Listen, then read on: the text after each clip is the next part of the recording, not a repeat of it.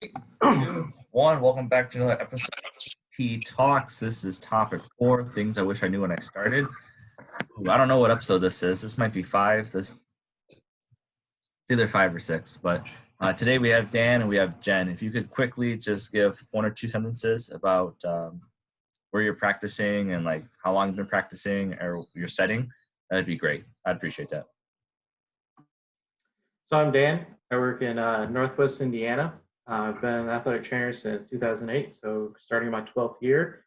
And I work in the mornings in an outpatient rehabilitation physical therapy clinic, and then contracted out to a small high school here out, literally in the middle of cornfields. Cool. I'm Jen. I'm currently at Utah State University. I'm a graduate student or graduate assistant here, and I was certified in 2017. And then I'm graduating this year, and I work with the volleyball team. So this is actually episode 6. I just looked it up on the YouTube. But things I wish I knew when I started. Anybody want to go first? I guess I'll go first. So I can't really think of anything specific right now, but my biggest thing is I wish I would have just known more of like the why we do things. And one thing is that we just have so much stuff to learn that it's hard sometimes to talk about why we do things. Sometimes we just talk about what we do. In terms of like injury evaluation and rehab, all that stuff, right? I never knew why we did a lot of things. I never knew why it was important for us to like build relationships with athletes. Like I didn't fully understand. I was like, they have to listen to us anyway, why does it matter? Just do what you have to do and be done, but I didn't understand how important it was. And, that could be me not asking enough questions or, people just not knowing that I didn't know those things. I don't know. But that's kind of my big thing, right? It's like, why do we do things? Like, I always like to have a reason, like why, on which days do we bring out ice towels for practice and which days are we not as concerned about it or something like that. Just even the smallest things. I just kind of wish we had learned more about that as opposed to just do this because we said so, or just do this because that's how it's always been done. So that's kind of what I wanted to start off with. I don't have anything specific in mind yet, but I was hoping we could just have a conversation of sorts about it. So yeah, that's fine. What about you? So I think for me, I was thinking about this a little bit last night of what I was going to kind of do. I wish I knew. Well, there's a lot of things I wish I knew. But I think kind of in the same line of developing relationships with students, coaches, other healthcare professionals. I think for me, one of the things I wish you knew, and I'm still learning it, so it's not like I'm a master at it even at this point, is how do we have, especially those difficult conversations with especially parents and individuals that don't want to kind of go with our treatment plan, what we think is going to be best for the patient. I think, as an example, especially being in the secondary school setting, we have so many times that we'll talk to a parent on the sideline and be like, this is what little Johnny has going on, this is a treatment plan. They're like, appreciate your opinion, but no, that's not what we're going to do. Or what ways, and just kind of how to deal with that. And I think a lot of that culture is, for me personally, in my own experience, going through my athletic training education program, we had been there and the athletic trainers had been a part of that institution. The coaches had been there so long, whatever the athletic trainer did, there's no question. There was no, why do we need to do it this way? It was just, okay, whatever athletic trainer Ned said, or, whatever. And even when I did my field experiences at some of the local high schools I had when I was going through my program, those athletic trainers had been there for a long time. They knew everybody. Nobody ever questioned them. So how do we kind of go about dealing with that, and how do we explain the treatment plan and explain to them why it is in the athlete's best interest to go through it this way? And then how do you do it when they don't want to comply and they don't want to do it? So I think that's, for me, probably the one big thing that I think I wish I knew. And like I said, I'm not an expert at it, even at this point, 12 years. It's going to vary depending on individual. It's going to vary depending on circumstance. It'll vary depending on whether you're dealing with a coach versus, a parent. So there's a lot of variables. So I understand why it wasn't explained, but those are some things I wish we somehow had a way of being able to deal with those interactions. Yeah, there's nothing like when an athlete comes in and you diagnose them with a concussion, and then you call mom or dad like 10 times and they don't answer, and then they get on the 5:30 bus and they come in 2 days later and they're like, oh, the emergency room said I'm not concussed. And you're like, yeah, you're concussed. And then like, no, I'm not concussed. Like, you cannot play, you are concussed. And you call mom and dad and they don't answer. They go, oh, that's not what the doctor said in the emergency department. It's just neck pain and headaches. You're like, oh, nothing prepared you for that, man. Nothing. Yeah. That makes sense. Yeah, I think it's interesting because we're like in different settings, but all those things still apply. Like I still get, I mean, for the most part, it's athletes asking me questions, which is fine. But just me having to handle questions and concerns, and they're like, I don't want to do that, or I don't want to do this, or even parents and stuff like that can still call you at the college level, and say stuff to you. So you just have to kind of, I guess, get used to that and stuff. And with coaches, like for me, just having some expectations from a coach has been really hard, and I think in undergrad, they kind of just like, you'll figure it out when you get there, which is kind of true. I don't think you can really figure that out before you experience it, if that makes sense. And so I think there are some things when we are older that we just can't experience until we're like out of the program or a few years into it. But I definitely wish we talked more about like realities of stuff as opposed to just tell coach that this is what's going on and that's it. I mean, that's true, but a lot of them like to fight on you on things, right? So it's like just kind of knowing more realistic things would be nice. But one thing I was thinking about was how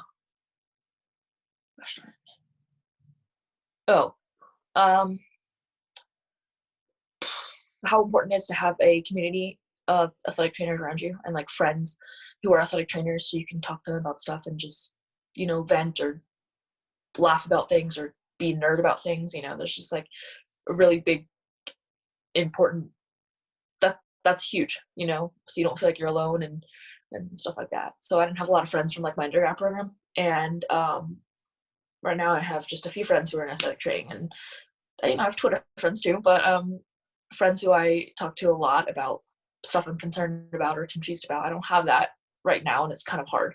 So I kind of wish that they talked about how important that was, or that I knew that, I guess, or yeah, so I didn't like burn bridges when I was kind of in undergrad.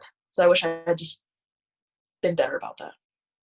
But yeah. That community and network is extremely important, not just from kind of a burnout perspective. And I even kind of also try and advocate that make sure you have friends that are not athletic trainers at all. Yeah. That maybe not part of healthcare in general. For me, that's what helps with me in burnout, because I can go around them and I can not talk about stuff that's work. I can go and enjoy those hobbies that have nothing to do with my job at all. And so that helps balance and gets that disconnect. That way I'm not taking so much of that stuff home with me and letting it kind of fester. And even I'd also even recommend, just from a general professional development standpoint, also having a good network of other healthcare professionals outside of athletic training to talk to as well. I'm very fortunate. I have, he was actually a graduate a year behind me. He was an athletic trainer, then went on to OT school. And I literally just called him a couple of weeks ago. I was like, hey, I've got this finger issue. Here's what I'm doing. Like, do you have any other tips? What are you kind of doing for those kind of things? So I think that also kind of helps to kind of balance and kind of develop that interprofessional relationship, that interprofessional experience. So yes, we need to have athletic trainers because nobody knows our world better than other athletic trainers. But I also think that there is definitely value in having good networks and good relationships and good just personal interactions with other professions, especially, your team physicians and other areas of medicine, I think are going to be very valuable for you as an individual, but also for your clinical practice.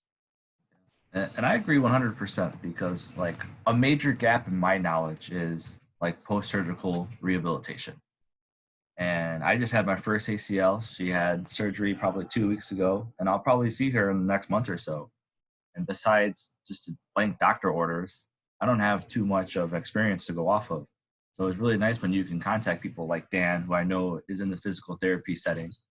Like, hey, what do you guys like to do for people in that first or second month? Or what tips or tricks do you have? Or what exercises is great for activating those that inner quad that usually shuts down, and how to get the glutes firing. So, without those relationships, those networks are just kind of on an island, and that's not a good place to be as a medical provider.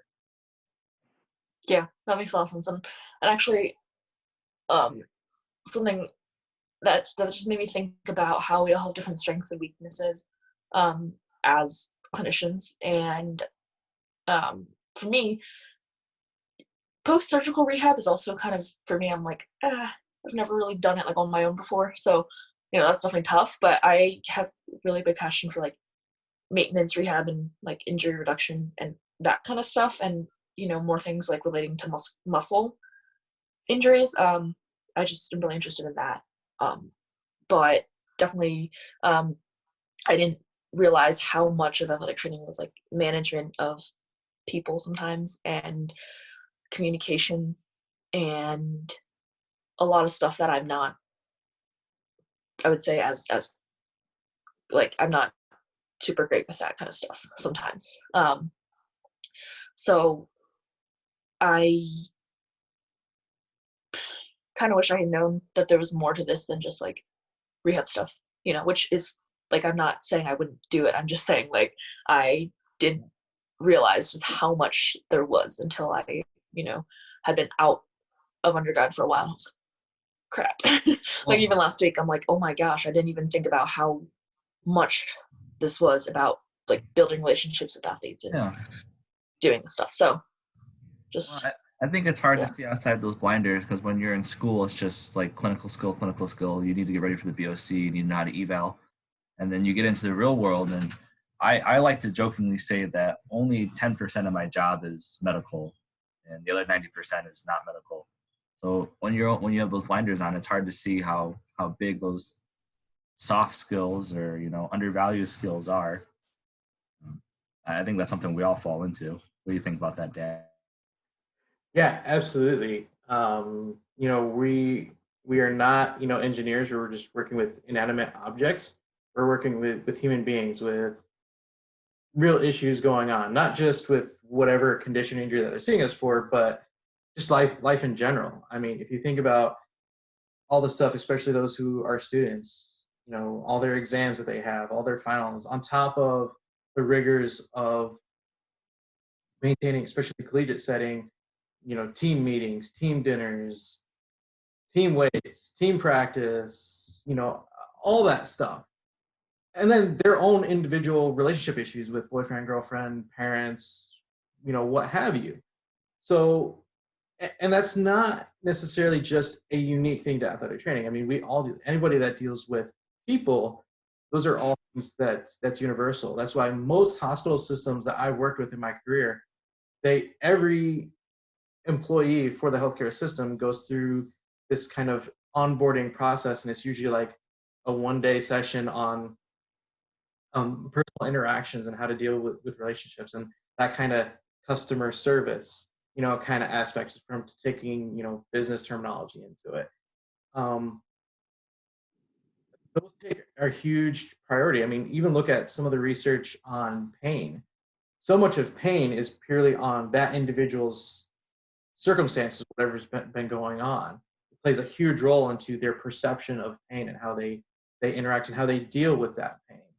So that's definitely something that we have to be cognizant of and be kind of aware of. And as we've been kind of sitting here kind of talking, I'm kind of wondering if some of these kind of soft skills, so to speak, however you want to talk about it, relationships, being around, dealing with difficult situations, with the new education model for the newer athletic trainers that are coming out there with being that entry level master's program and starting to have more of that clinical immersion experience where you are literally there, like you don't have classroom, you're there, you're with your preceptor, whatever. I kind of wonder if that's kind of the wisdom behind that, to give them more experience to those things rather than just being, for my example, when I was going through, I was just at, contract location for, 4 hours that day, and that was it. Is that clinical immersion process hopefully going to get them into seeing not just what our world is really like in the trenches, in the actual realm of it, but also seeing a little bit more of those personal interactions? And does that clinical immersion kind of help prepare you a little bit better, more efficiently, more effectively as a clinician? I think that's kind of our hope. I guess we'll just kind of see what happens with it. But I think it kind of help with the newer athletic trainers coming out there. Just my personal opinion. I didn't think about that. That's a really cool point of view. I think I know, let's see, 3 people I'm working with right now who are from an entry-level master's program, and they're all really mature and smart and composed, I would say, at least on the outside. And they're able to just, help me a lot. They're like super helpful with things, and they are really friendly and awesome to talk to.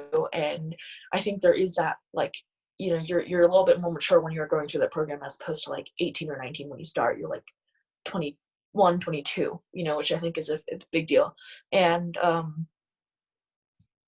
think that's really important. And I also see that a lot of the entry level programs are talking a lot more about soft skills. I mean, I'm not in one, but things I see on Twitter and things I see people talking about just seems like they're more about like growing as an athletic trainer, not just as a like student, and how smart can you be and stuff like that, which is still important. Obviously, still want good grades, but I think there's that other aspect that people are talking about more. So I think that's cool. Yeah, and I think it's a very delicate balance from coming from a program where they want to get you some knowledge on that side of things, the softer side, or Nick Spangler calls them essential skills, but then they need to prepare you for the BOC, and that's knowledge and hard skills. So it's like it's a delicate balance, walking a fine line, because I feel like in all these videos we kind of poo-poo on programs for not showing us so much of the other side, but 2 or 4 years is you can only get so much knowledge in there, and there's been a lot of skills for athletic training, and those skills have been growing for the last 10 years. Like, what do you do? All right, is there anything else we wish we knew before we started, or when we started, or when we were a student, like a year and a half ago?